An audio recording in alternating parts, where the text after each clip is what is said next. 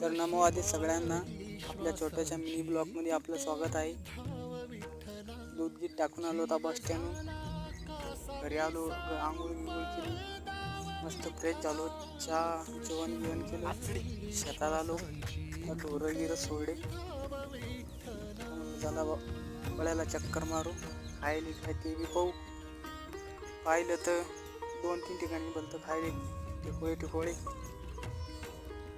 काहीच तकलीफ देते. जनावर रातचं बी दिवसा बी जागणं पडतं, नाईटून काढून 5 किलोमीटर अंतरावर बी जाणं पडतं. त्याच्यामध्ये रस्ता बी इथला खराब आहे, वाटा नाही पडझड होती, कधी कधी तर दूध सांडून जातं, कधी कधी माणूस बी पडतं. लय बेकार रस्ता आहे. पुन्हा रातचं बी इथं जागणं पडतं. काय सांगा, लय दैन आहे लई.